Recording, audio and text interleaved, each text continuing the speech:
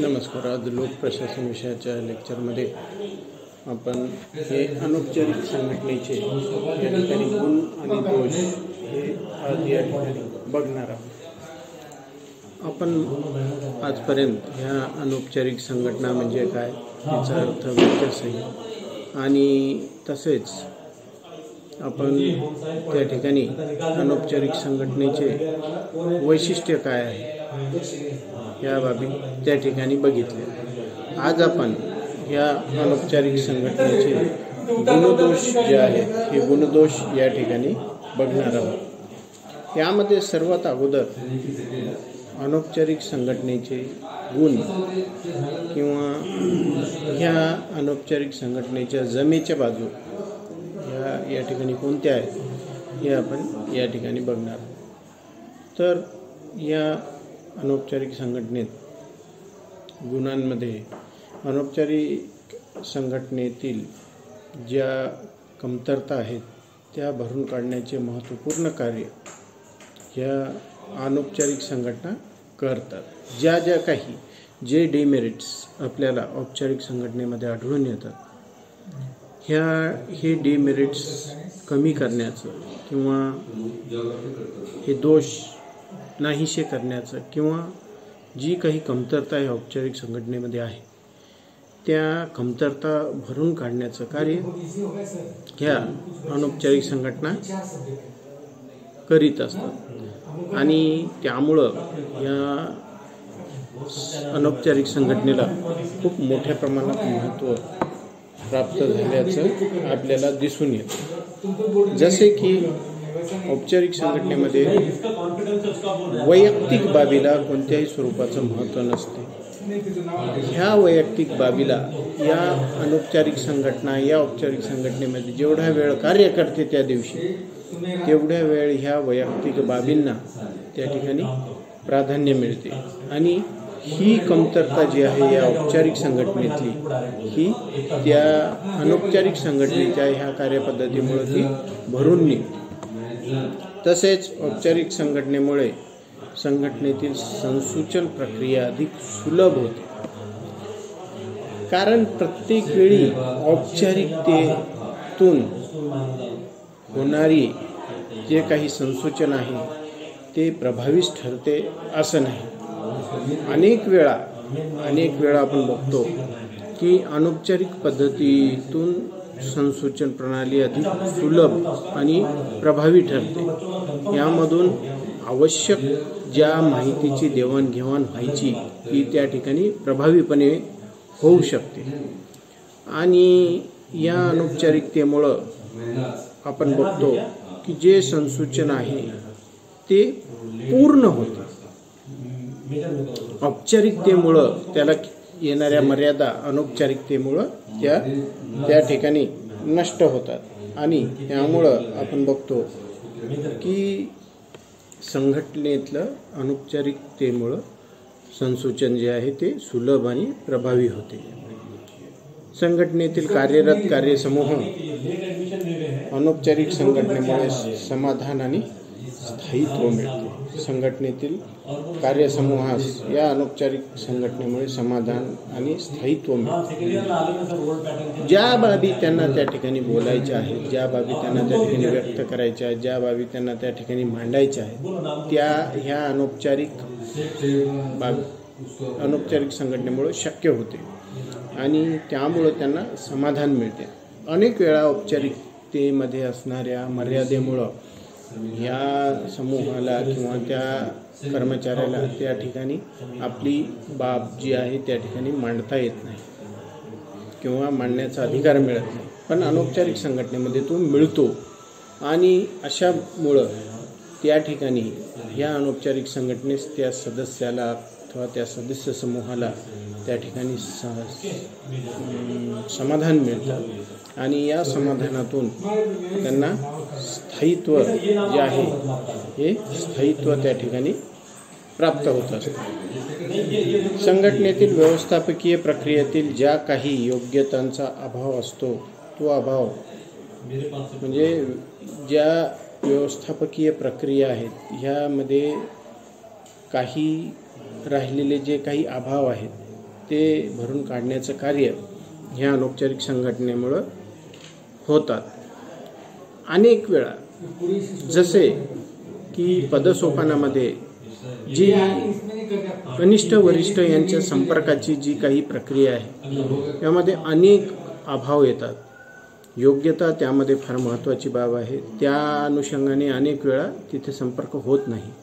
परंतु ज्यावेळेस हे दोघं या अनौपचारिक संघटनेमध्ये येतात, या अनौपचारिक वेळेत येतात, त्यावेळेस त्यांच्यामध्ये योग्य तो संपर्क त्या ठिकाणी होतो आणि जो अभाव त्या ठिकाणी या व्यवस्थापकीय प्रक्रियेमुळे राहून गेलेला आहे औपचारिक संघटनेमध्ये, तो अभाव त्या ठिकाणी या अनौपचारिक संघटनेमुळं दूर होत असलेला आपल्याला दिसून येतो.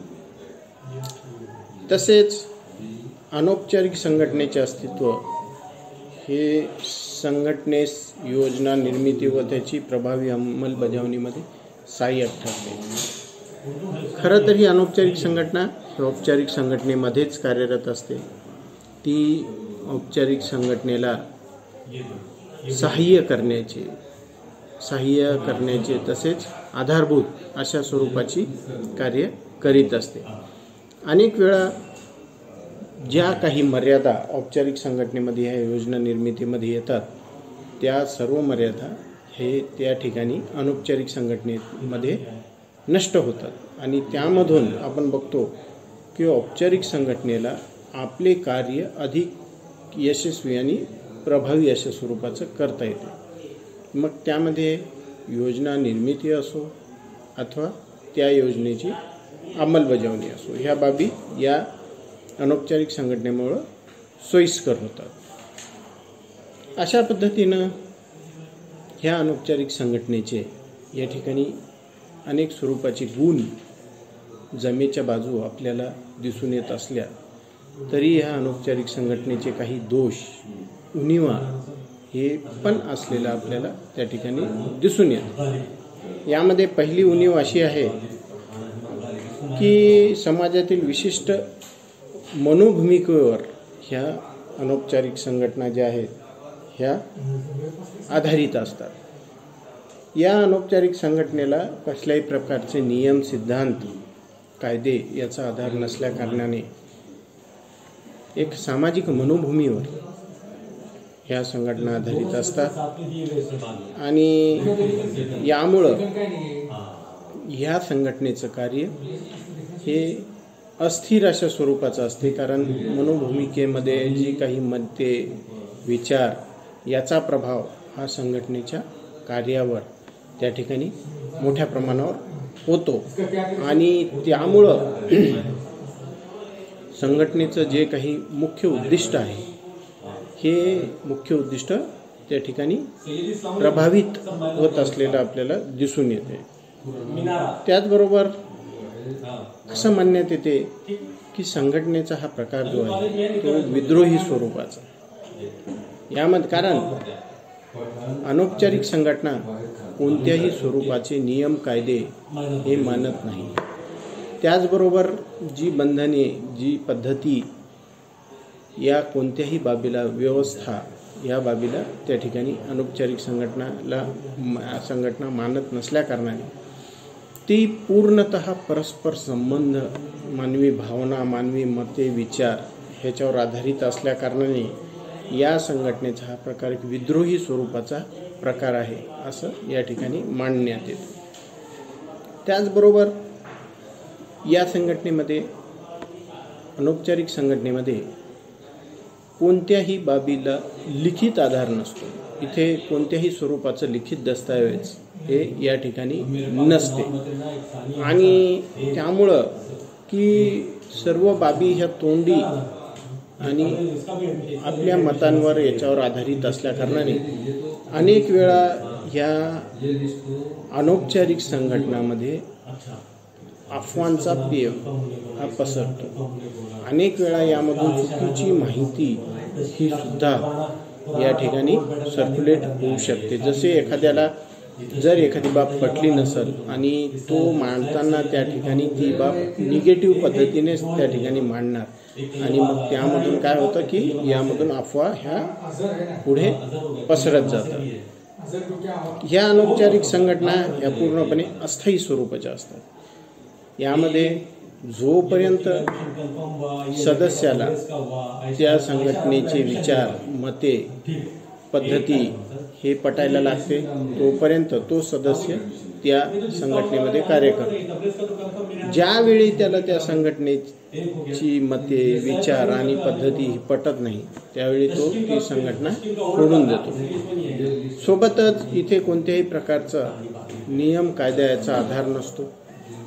त्यामुळे ज्यावेळी एकत्र बसण्यात येते त्यावेळी ह्या संघटनेचं कार्य सुरू होते आणि जर का एकमेकांना भेटायला आलं नाही तर ह्या संघटना ह्या अस्तित्वातच येत नाही। तर सांगण्याचा उद्देश म्हणजे ह्या संघटना पूर्णपणे अस्थायी स्वरूपाच्या असतात। तसेच अनौपचारिक संघटनेतील उत्पादन वृद्धी किंवा कार्यक्षमता वृद्धीसाठी व्यवस्थापनाद्वारे राबविण्यात येणाऱ्या उपक्रमास अशा संघटना अप्रभावी ठरवितात। व्यवस्थापन ज्या पद्धत, कारण व्यवस्थापन आपल्या हिताच्या दृष्टीने, संघटनेच्या हिताच्या दृष्टीने, स्वहिताच्या दृष्टीने अनेक बाबी त्यामधून कार्यक्षमता वाढवून अधिक उत्पादनासाठी त्या ठिकाणी प्रयत्न करते। अशा बाबींचा प्रामुख्याने सामान्यतः हे अनौपचारिक संघटना मोठ्या प्रमाणावर विरोध करीत असलेले आपल्याला दिसून येतं। संघटनेकडे पाहण्याचे तांत्रिक व मानवी हे दोन्ही दृष्टिकोन या ठिकाणी आपण बघितले आणि संघटनेमध्ये कोणत्याही एका दृष्टिकोनातून पाहणं हे या ठिकाणी संघटना समजून घेणे शक्य होत नाही। तर संघटनेचा औपचारिक भाग जेवढा महत्त्वाचा आहे तसेच संघटनेला एक मानवी बाजू सुद्धा आहे हे पण पाहणं तितकंच महत्त्वाचं ठरते। धन्यवाद।